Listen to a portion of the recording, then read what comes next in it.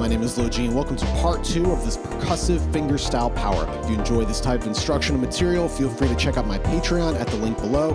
And now let's get on to the lesson. All right, so let me recap what we did with part 1, and then we'll get started with part 2. They're both very similar with the right hand, just a couple little different chord hits. So part 1 sounded like this.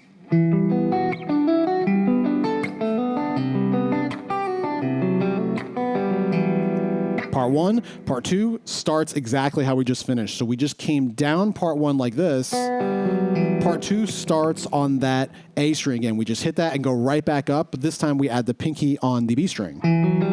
So that'll sound like this. Down part 1, part 2, bam. So that's how they connect. And that's why we're playing the chord with this uncomfortable fingering, because we need that pinky right here to continue the next part. So this chord, to be more specific, is E, F sharp, G, F sharp. So 1, 2, flat 3, 2 of E minor. Very cool sounding voicing. With the 2 2s, I kind of like that sound. After that, we're jumping up here, a little melody, G, A, B. Just like that. And I'm playing the first G with my ring finger on my right hand, then my pointer finger for the A, and then hammering on the B. You don't necessarily have to do that. It might feel a little weird to go ring finger pointer, but for some reason that's comfortable for me. Again, do whatever you want to do. It doesn't matter. Right? As long as, again, you're preparing your hand, trying to get that percussion in. Now, once we're here on this B, we're forming a G sharp diminished chord. Looks like that. So G sharp, D, F natural, B, and then when we're coming up the chord, so we're starting with the B on top, but once we get to that B string again and pick it with the ring finger, that B will move up a fret to C. So that sounds like this. Like that. So you can practice holding that B down and kind of bleeding into the C, like that, or you can practice killing it. Excuse me. They're both pretty cool. It's kind of up to you. That one kind of has more of like a pianistic sound because you're holding the note, but you can figure out what's comfortable. Like that. Then after we hit that, again, percussion hit. Coming back here, doing the same thing, G-A-B. Instead of doing G-A-B like that, though, we're playing G-A-B because that preps us for the next chord. So here's the B on top, and I'm doing back to normal, pick, hammer on, and then pick, and then the chord hit looks like this. So middle 4 strings again, open A string, C, E, G. So that'll be like A minor, root with the open A string, flat 3, 5, flat 7, 2 for the whole chord. Just like that. So coming from the diminished. Just like that.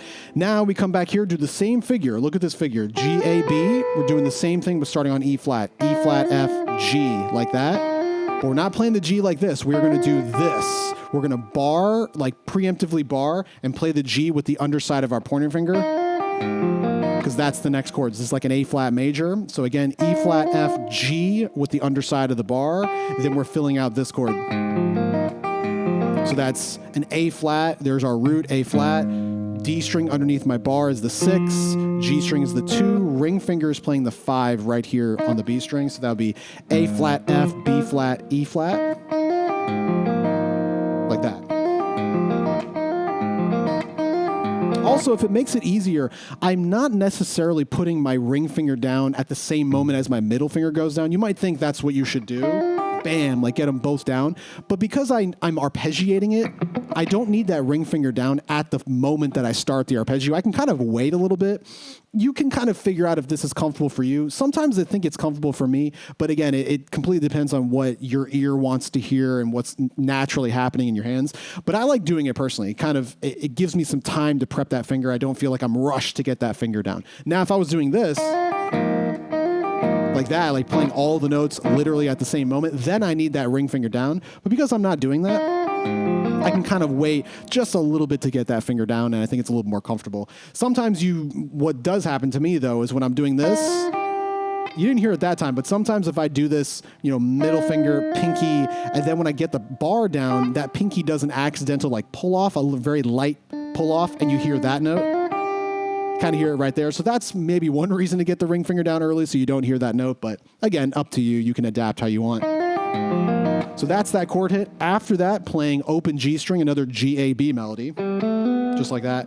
Same thing as we did up there. So this is open G string, picking picking the A and then hammering on the B with my ring finger, and then I play this chord. So this chord is E minor with like E being the root, the thick E string, the F sharp being the 2, open G string flat 3, pointer finger being the D flat 7. Very, very popular chord. So for this part, I'm just doing a hit of it. I'm just hitting it like that. But once we start part 3 in the next video, we're not necessarily going to hit it like this. We're going to do the melody, G, A, B. Then we're going to play the top and bottom strings at the same time. So that's the E string and the B string. And we're going to walk down like that. So be prepared, that is what we're going to do in the next part. But right now, we're not necessarily doing that. We'll just end the video like that just to keep it nice and easy. So that's pretty much the whole part. Let me play everything in part 2, and then we'll talk about connecting part 1 into part 2. So part 2 starts like this.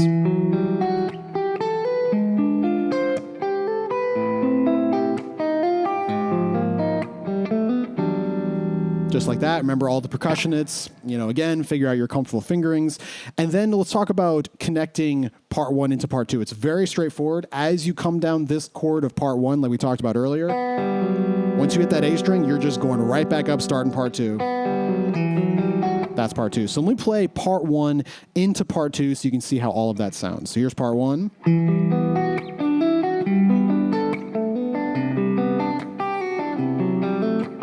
Part 2.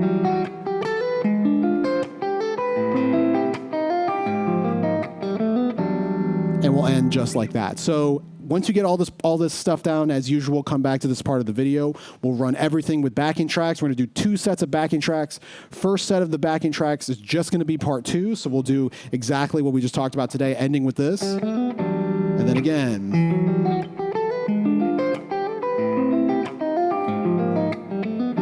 Again, etc. That's just part 2. We'll run 3 tracks, 75, 85, 95. And then when we're done with that, we'll do part 1 into part 2, like I just played earlier. And that's going to be at 80, 90 to 100. So once you're ready, come back to this part of the video and we'll get started with these tracks.